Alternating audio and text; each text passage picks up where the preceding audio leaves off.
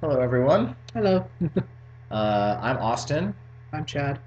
and we are working on a joint project right now. We're going around and every week visiting a different denomination of church here in Utah. Of course, being in North America, the majority of which are going to be Christian based, but we are visiting uh, Eastern religions and various other denominations of Christianity, a few offshoots. And this past week, we visited the Christian Scientists.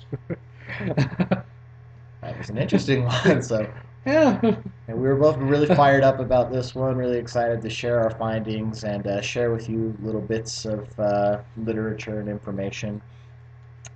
So, Chad, what was your impression? Like, what did you think? You've been a Christian for a long, long time before you gave it up, and yeah. how would you say this? Well, I kind of knew going in that they were into like the faith healing and all that, and I knew that they were, um, more new agey than regular Christians. So I was actually looking forward to it because of that, because it sounded like, something I hadn't experienced before, which was definitely the case there. That was definitely not like anything I've seen before. Um, I really, and not in a good way. It really upset me a lot of what I heard in the little um, up on the pulpit there. Oh, What were your impressions? um, well, see, I spent a very large chunk of my, conscious life studying scientific disciplines, everything from biology to astronomy. That's the real study of stars, not the star constellations and horoscopes and all that, but like real actual study of Well, stars and constellations are in astronomy as well. well, not like you're Not participating like, in the yeah, exactly. mass cultural delusion that arbitrarily defines star constellations, their positions relative to the time of the verse and how it affects your personality. Not that, but Right. um, like real science, things with demonstrable empirical evidence and data, things you can analyze and Right. provide some predictability to this universe that we have. So. Needless to say, the Christian Science, um, it's an oxymoron, Chad. Um, it was very, very upsetting to me. Yeah, Christian Science. Now that there are Christian scientists out there. Like real Yes, yes, scientists who are Christians. yes. There's, So yeah, but yeah, I agree with the name. In this particular instance, the name Christian Science is an oxymoron. yeah, yeah. So I am very well aware that there are prominent scientists, in like the mainstream scientific community that Yeah, do relevant, serious work, and they happen to be Christian. yeah. But But the overwhelming majority of people in like the mainstream scientific field, they are agnostic or atheist, yeah, and very, very few are actually biblical literalists or young Earth creationists. So I'm just saying, there's very, very, very few, maybe less than 1% of the scientific community are creationists. yeah. Just saying. Um, yeah, when we refer to Christian Science now, from now on, unless Austin is talking about like actual physical life sciences, science is in quotes now. it's, it's not even like science from like the medieval definition, which is like knowledge. No, this is something entirely different. So let's crack right into it. All They right. they sent us away with a lot of literature. Yeah. We got a lot of these, which this used to be one of my favorite news magazines, the Christian Science Monitor. Used to be a daily publication back when I really loved it, but it's weekly now. Um, and yeah, and then they sent us away with Christian Science Sentinel, which Oh, I've read half an article in and already just want to. Yeah. But the real joy of what they sent us away with is their textbook. also in quotes textbook. Yeah, textbook. Science and Health with Key to the Scriptures. In this lovely little textbook that supposedly contains all the answers to any scientific based question you can imagine, within this book you can find out how you can heal the sick, raise the dead, cleanse the lepers, and cast out demons. Kind of. Yeah, even came with this lovely little insert here. Heal the sick. These words of Jesus Christ, encircling the cross and crown seal on this book, are a sweet promise that we all possess the ability to heal ourselves, our families, our world. Science and Health, Key to the Scriptures, explains the spiritual teachings of the Bible and reveals the divine science that when practiced brings health and harmony to all aspects of our lives and the world. Now, they say heal the sick, but they also left out the part of raising the dead, casting out demons, and cleansing lepers. The last 100 pages of this book are letters from those who have experienced healing simply by reading or studying this textbook of Christian Science. One reader notes that it was the theology of science and health that healed me, just as it was the theology of Jesus that healed the sick. Author, teacher, and healer Mary Baker Eddy questioned conventional views about science, theology, and medicine, and for years searched the Bible for answers. She writes, in the year 1866, I discovered the Christ science of divine laws of life, truth, and love, and named by discovery of Christian Science. From that time forward, she devoted her life to sharing this science of Christianity with the world. Now, I gotta say that I am immensely grateful that our progress in the medical field was not arrested to mid-19th century technology and fundamental understandings Yeah. as of medical sciences as they knew it. For instance, now we have vaccines, we have good anesthesia, we've got antibiotics. Sanitation. We've come a long way in sanitation. And this book actually has a whole chapter on hygiene as well. Basically, you don't need it. Yeah. This, I wanted to go in here liking these people. I really did. I really wanted to have a good experience. And there were some really nice people in the congregation. The one lady who was not the Yeah, not, there were there were a not few so nice ones. yeah, there were a couple not so nice ones, but there were a few really nice ones. There was a nice woman, mid-30s. She was really nice to us, and she was very helpful. And even the kind of snobby lady, she was very nice to us, and she was very helpful. She did give us this when one of the others didn't want There us. is a story. There is a story behind that one.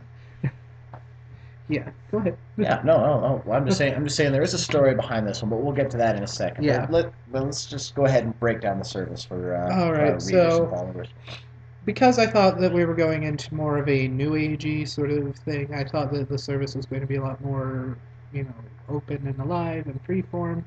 No, not the case. The Mother Church in Boston, months in advance, decides what the service is going to be, and they lay it out to the very last detail, to the point where every song is already chosen, every reading, and even the sermon, which I have to put that in quotes because it's not really a sermon. What it is they go up there and one man will read from the Bible. He'll read a bunch of unrelated verses in the Bible, which I'll get to that in a minute. It was like story time meets boring science lecture. Yeah, and then the Science. other half of it would be quotes from this, and that was the sermon. That it wasn't really a sermon; it was just kind of a bunch of readings. It kind of reminded me of, and just about every science student will experience this when you go into a classroom and then the professor basically reads the PowerPoint slides verbatim and really no annotations or extra material in there. Yeah. It's just basically like, they're just reading from the book. It's like you could stay home and read it and get just as much out of it, maybe even more, because you wouldn't have like the monotone drone going on. I did that with one class. All right. I went on test day and was fine. Yeah, but that's what it reminded me of. Mm-hmm. Yeah. But some of the I was actually quite surprised that it was that structured. I've seen and a lot of people told me, oh, they determine the readings and everything, so all the services are the same everywhere in the world. And I've heard that before. I mean, you could say the same thing about the Catholics or a lot of religions. But the Catholics still, they get to choose the music. They get to, this priest has to write and read his own sermon, and there's a lot of, there's like 4 or 5 different formulas to choose from.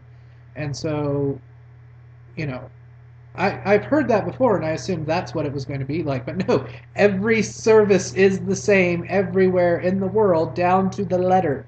It was just unreal for me to think that. See, I actually saw that as a positive quality. I enjoyed the structure, like knowing exactly where to be, what scripture to turn to, what page in their textbook to go to. I liked the structure, I liked the order, and it was very short and sweet. It did have some redeeming qualities. Just the structure and the format was great, but the information and the message I found intellectually reprehensible. So, yeah, let's dive into that now. Yeah. So, first of all, I did want to say though, before we get on to that, that they read from the Bible and then they'll read from this lovely thing, and It really is lovely. The binding is nice, and it's got a nice cover. yeah, this is a good edition. The one that they gave me is a paperback kind of ghetto edition. This one's really nice, very shiny cover, I like shiny. hardcover. Um, yeah, good binding. It's a well-made book, but Never judge a book by its cover, though. no, bad idea. 'Cause, yeah. But I do have one little rant about that. The Bible verses that they would quote would be from different books in the Bible, and then they would have, they would read one sentence from this book and then one from it was a hodgepodge put together.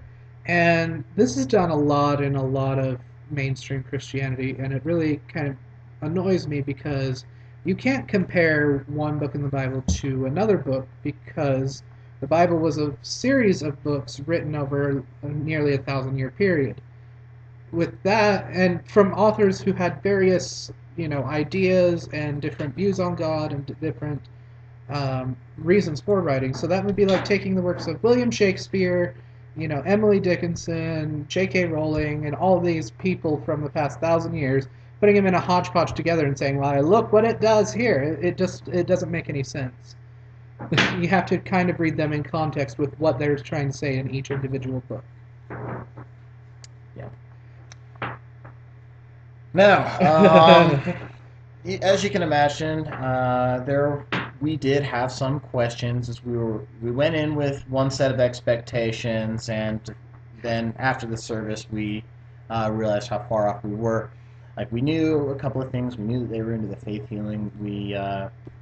I actually knew a little bit about Mary Baker Eddy before going in, and Chad, I think, has done a little bit more preliminary research than I had, but yeah. Yeah, so basically, in a nutshell, their theology is they're, a Christian-based theology, but they're more, as I said, New Agey than most Christianity. They believe that the entire material world, so everything that you're seeing around you, so Austin here, me, this book, the video you're watching right now, all of this is an illusion that we're buying into through our 5 senses. And The Matrix has you. yeah, it's kind of like the Matrix in a lot of ways. And because of that, your pain, your suffering, all that, that's all an illusion. And so you can heal it by not buying into the illusion with prayer and with changing your thought process and everything. Kind of a very dangerous idea if you have something like, oh, I don't know, HIV or diabetes. Yeah. It's like science in Bizarro World. Yeah. Yeah. So a little bit more about the service. At the very beginning of the service, they made a broad announcement thanking the members who came in and all those who called in. Yes, they still do that. She had a phone set there on the side where people could call in and listen to what she was saying and listen to the readings. That was interesting, especially in this day and age of Skype and the internet. At the beginning, Which, yeah, it kind of gave me the idea that once upon a time they were like on the cutting edge of like, well, we're going to have phones in our service and everything, and then they just kind of lost that edge as time went on. Yeah, and their music, their pre-recorded music was on a cassette player. Yeah. So I think their technology wasn't arrested in the 1800s, but rather in the 1980s. Yeah, it's like they were on the cutting edge once. Yeah. And, yeah. Yeah. just a little bit behind the times, technologically, and Yeah, just a couple and decades. about 250 years, some odd, behind the times, medically. So they extended a welcome to the public. Uh, um, they were saying that they were telling about the different services that they had. Children that were too young for this service, they had like a daycare downstairs for the night service, and they had a Sunday school that was going on at the same time. They wanted to extend a welcome and extend like an invitation to the public community. It was even on their sign out front. Yep, all are welcome was Yeah. what the sign said in letters like that big Yeah, on the sign. like bigger than the service times, Yeah. like right there at the bottom where you're sure to see. So after the service, of course, we had a couple of questions. I had a few that I wanted to ask one of the speakers. Sorry, no dog and a noisy bone. Good job. Yeah, more noise. Dogs, we're trying to make a review here. You mind? Okay. So she noticed that we weren't regulars of the congregation. Then after the service, she politely came over, introduced herself, asked what we thought. We introduced ourselves in kind, and then she asked if we had any questions. To which I responded, "Well, yeah. As a matter of fact, I do have a couple of things I wanted to ask you. I wanted to ask you about this textbook that you use, because she kept using the word textbook. So I thought it was a literal textbook with diagrams, graphs, and Which, if you'll just flip through it, you'll see that there's yeah, none not of a not a graph in there. It's all text, Uh-huh. no pictures or anything. But I asked her if it was like a contemporary textbook, and And then you asked her, and was that written by Mary Baker Eddy? And then she turned to us and went, "You don't know who she is. Why are you here?" like, Because the sign out front said, "All are welcome," and letters that big. you invited us.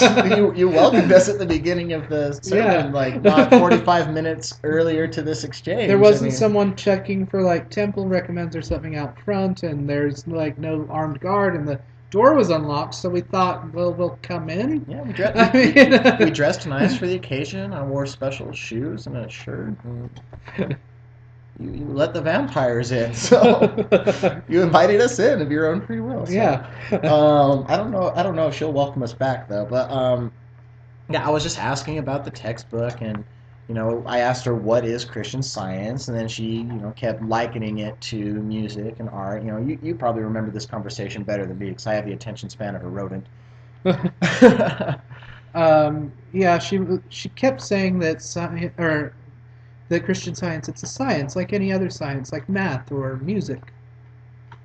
Well, that is a component of the two, but overall, Yeah, but it's well, math I get more than music. I mean, music there is music theory and all that, and there's notes, and you have to know timing and all. There is a science to it, but music itself is an art. mhm. And not everything is a science. Science is in everything because it's observable. But music's an art. It's not a science. Yeah.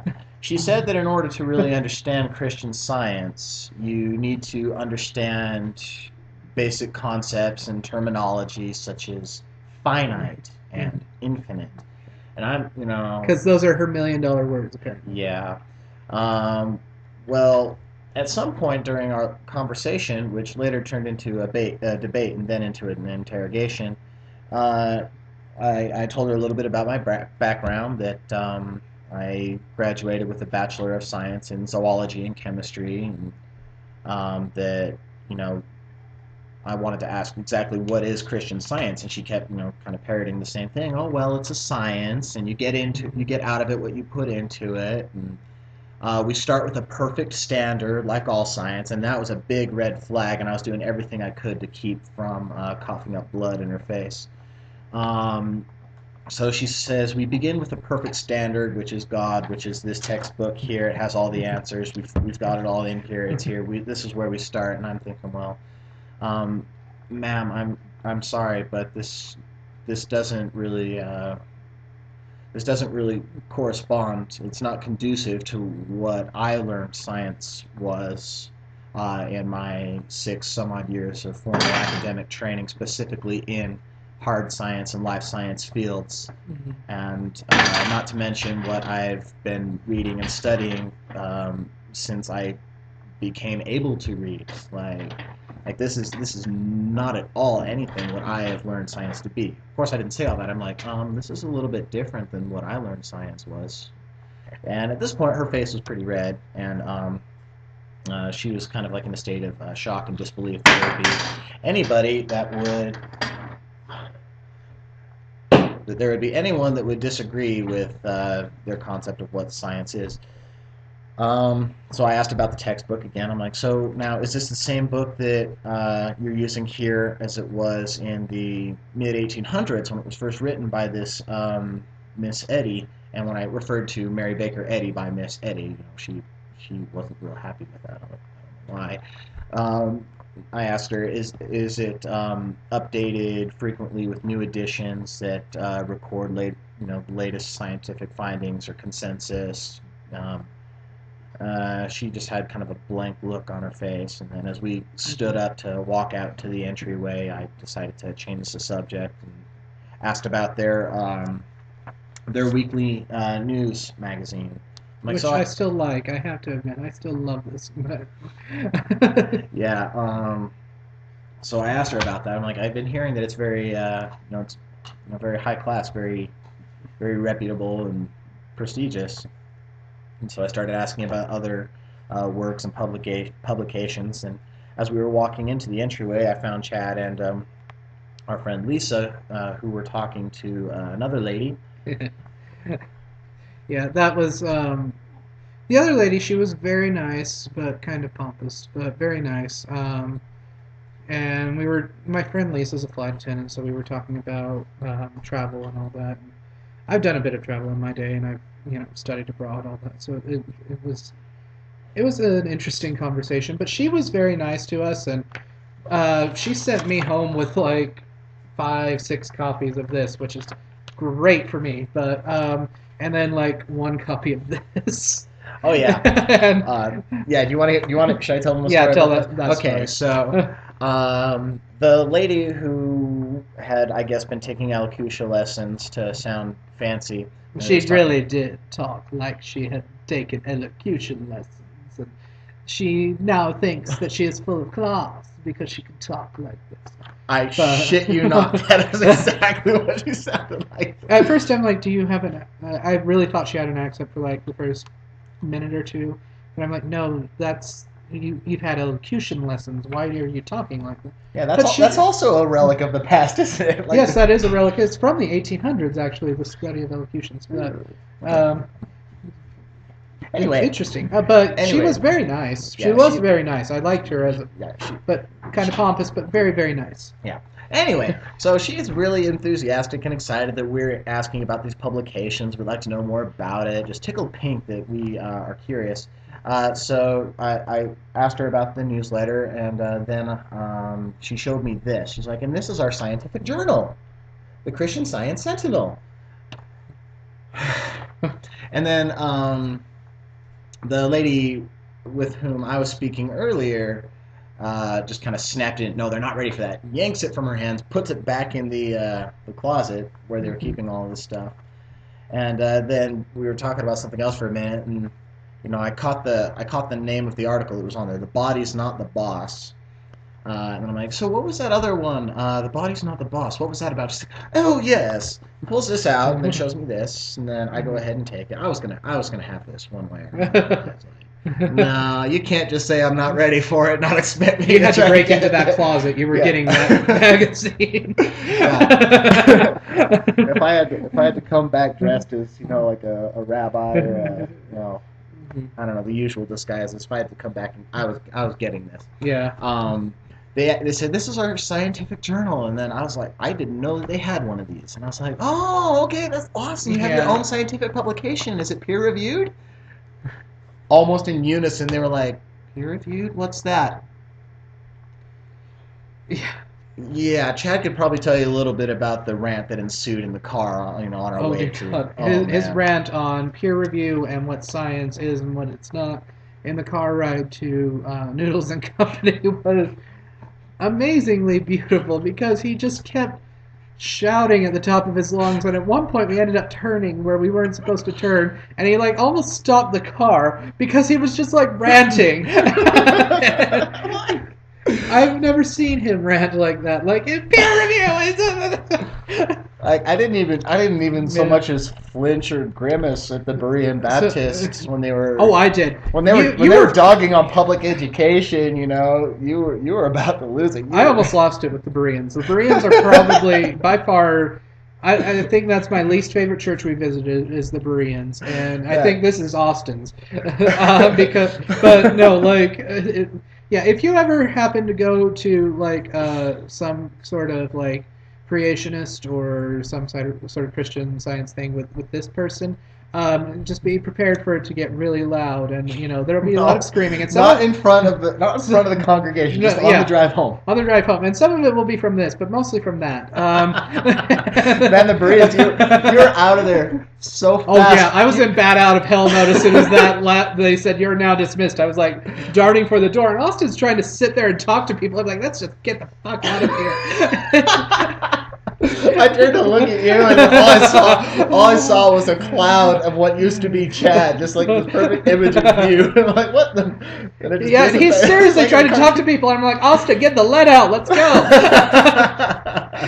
Yeah, I was talking to this guy who was saying, "Oh, those public schools, they're getting hold of our children, and they're Yeah. teaching them full of lies and science and stuff." Okay, the Berean Baptist Church, remember, if you've seen any of the blogs before or any of that, they had a sermon on how slavery is a good thing if you have a good master, and that Jesus is a good master. So, I mean, I had checked out already. Oh yeah, you're, And you're hearing, basically like, thinking of Martha Stewart. yeah, and like, by the time I hear about, how evil public education is and all that, I'm gone. I'm done. I have nothing more to say to these people. It's going to turn bad if I sit and talk to them. So Slavery. it's a good thing. Okay, so back to these guys. Yeah. Yeah, so they're just trying to explain to me what science is, and I'm trying to explain to them what science is and what peer review is. Peer review is that lovely little self-check mechanism that's set in place in scientific method to ensure that data that's collected and that studies that have been done are done with integrity and ethics. And scientists make a name for themselves by critiquing and correcting the mistakes of other scientists. So if you're going to have work published, it's going to have to run the gauntlet of vicious, brutal, scientific scrutiny in the eyes of other professionals in your field that will call you on your bullshit and get praised for it. So, if you try to fudge your data, or if you try to in any way dishonestly present your findings, then you're going to hear about it. Basically what you cannot do in science because of how all the mechanisms are set up is publish a work, say this is the definitive truth, and then have no one question it for 150 years, something like that, and then expect to get away with it. Yeah. You can't do it in scientific circles. Yes. Let me explain. They misuse the word theory. That's another pet peeve of mine. Theory, as defined in the scientific lingo, is a hypothesis that has been tested again and again and again, and it had efforts to disprove it, but it withstood the test of time and the test of being tested over and over and over again. So it's trying to be disproved, but has not yet been. However, the thing is, a theory is falsifiable. Take, for example, the theory of evolution, the theory of gravity, germ theory, cell theory.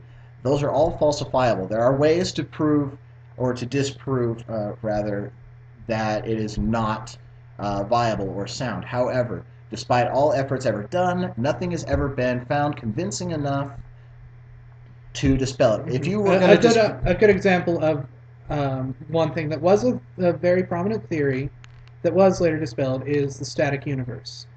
The idea that the universe is as it always has been and it is unchanging, unmoving. That was a theory in science for a long time that was for for all you know all the attempts and everything, people were unable to disprove it until Einstein came along. And even though Einstein bought into the static universe, his research was able to lead science to go, oh no, wait, it's not a static universe. It appears we come from one central point, It's expanding. expanding from that point. So Big Bang theory comes from that.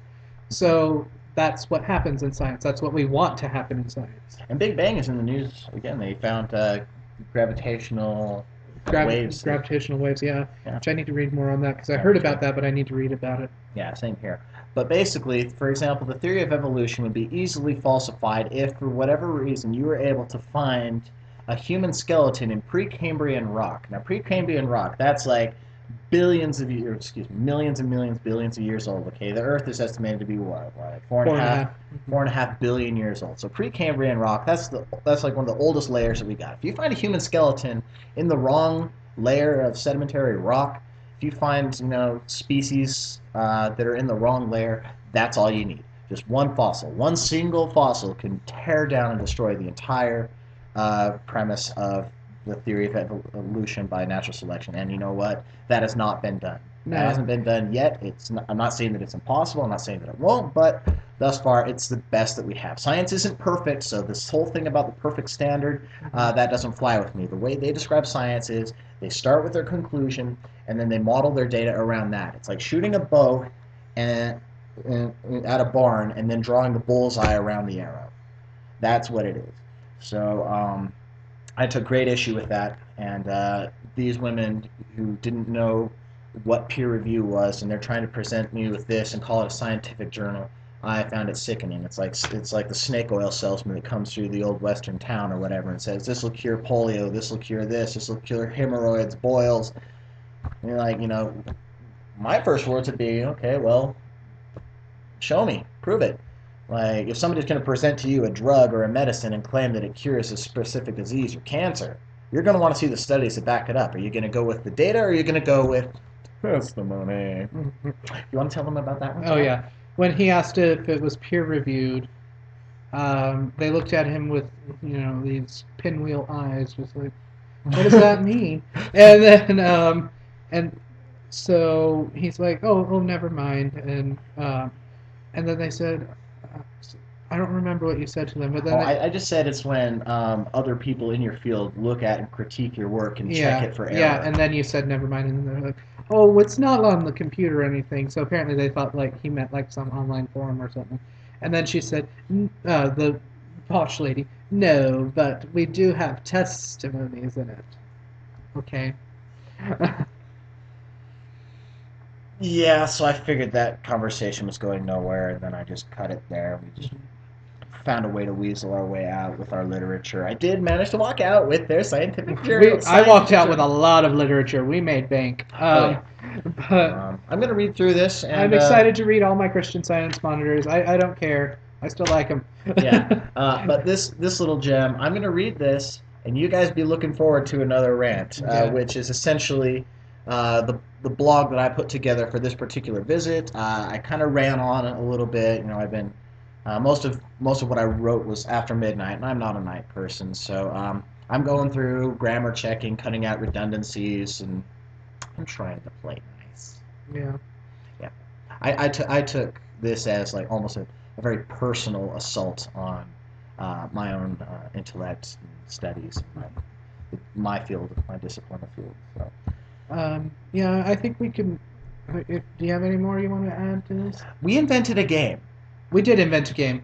It's called Open This to a Random Page and just enjoy. Yeah. But, yeah, I recommend that game. I recommend just running through the section on hygiene. We had a lot of fun with that. Oh, yeah. The people outside on the patio at Noodles and Company thought we were crazy because we were laughing so hard when we were reading through this. It's like, don't bathe. Don't wash away your excretions. Yeah. But if you don't have anything else to add, I wanted to end by quoting Mary Baker Eddy because I feel like that's only appropriate. You know what? Let's. Okay. So this is there is a glossary in this book of terms that you think you might know, but they mean something completely different to Mary Baker Eddy. So I figured because the sermon this week was on matter, that we will read what Mary Baker Eddy's definition of matter is. Mythology, mortality, another name for the mortal mind. Illusion, intelligence, substance, and life, in non-intelligence and mortality. Life is resulting in death, and death in life. Sensation and in the sensationless, mind originating in matter, the opposite of truth, the opposite of spirit, the opposite of God. That which is a mortal mind can make no cognizance. That which the mortal mind sees, feels, hears, tastes, and smells only in belief.